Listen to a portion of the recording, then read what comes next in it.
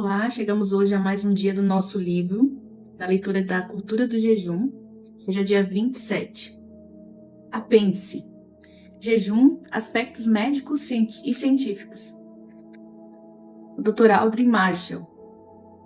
O aspecto espiritual do jejum não pode ser separado do médico científico, e para isso faz-se necessário entender quais mecanismos bioquímicos estão por trás do ato de jejuar e quais os benefícios advindos desta prática milenar, que transcende culturas e religiões. No mundo científico, o jejum ganhou áreas de polêmica quando a revista Science, em 2009, publicou um artigo sobre macacos rezos da mesma idade, comparando os que viveram em jejum com outros que receberam alimentação normal. Como mostram as fotos da página seguinte, os macacos que se alimentaram normalmente tinham um aspecto muito mais envelhecido, foto A e B, enquanto os macacos que praticaram o jejum, fotos C e D, tinham um aspecto e biotipo mais jovens. Vamos ver se vai dar para ver a foto.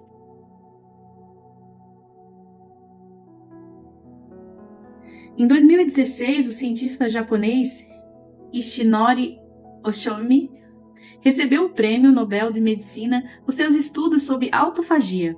O termo autofagia se origina das palavras gregas auto, que significa eu, e fagia, que significa comer. Assim, autofagia significa autocomer. Essencialmente, é o mecanismo do corpo que se ocupa de livrar-se de todas as máquinas celulares antigas, defeituosas, organelas, proteínas e membranas celulares, quando não há mais energia suficiente para sustentá-las. É um processo regulamentado e ordenado para degradar e reciclar componentes celulares. A autofagia foi descrita pela primeira vez em 1962, quando os pesquisadores notaram um aumento no número de lisossomos, a parte da célula que destrói o material antigo, em células hepáticas de ratos após a infusão de glicagon. O cientista também ganhador do Prêmio Nobel, Christian de Duve, foi quem cunhou o termo autofagia. Sobre o processo, em suma, partes subcelulares danificadas e proteínas não usadas tornam-se marcadas para destruição e, em seguida, são enviadas aos lisossomos para que terminem o trabalho de destruí-las.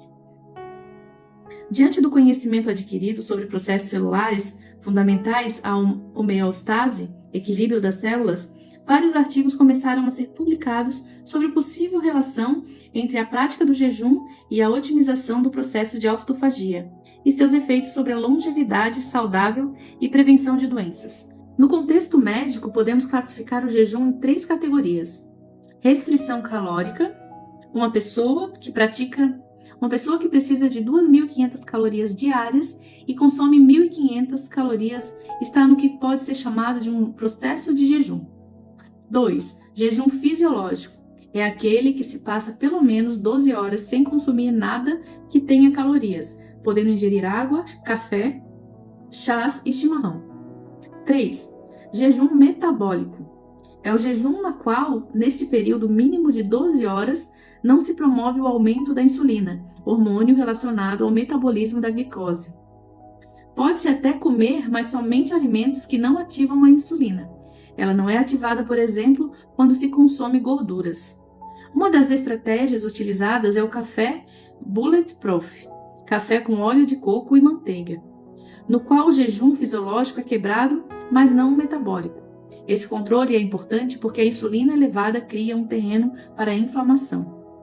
É importante entendermos o que acontece dentro da célula e seus processos bioquímicos, como aprendi com a minha professora de biologia, Alzira Miller, em meus saudosos anos de primeiro e segundo graus.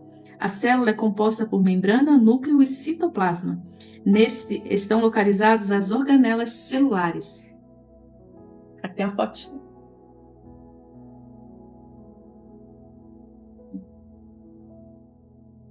Dentre tais organelas, destaco as mitocôndrias, que são as usinas de força das células geradoras de ATP, a moeda de energia do nosso organismo. A via preferencial da geração de energia é pela glicose, que entra dentro da célula, é fosforilada recebe uma molécula de fósforo, transformando-se em glicose 6-fosfato e depois em piruvato. Este adentra na mitocôndria, onde então é produzido o ATP, adenosina trifosfato. Ou seja, 3 moléculas de fósforos. Quando o organismo precisa de energia, ele rouba uma das moléculas de fósforo e sobra ADP, adenosina difosfato. 2 moléculas de fósforo. O organismo precisa novamente de energia, portanto quebra mais uma molécula de fósforo, restando a AMP, adenosina monofosfato, ou seja, que contém uma molécula de fósforo. Este é precisamente o limite quando não temos mais dinheiro na conta bancária. Neste cenário, uma enzima quinase é estimulada a AMPK. Esta enzima norteou os trabalhos do Prêmio Nobel de Medicina Ishinori Oshumi.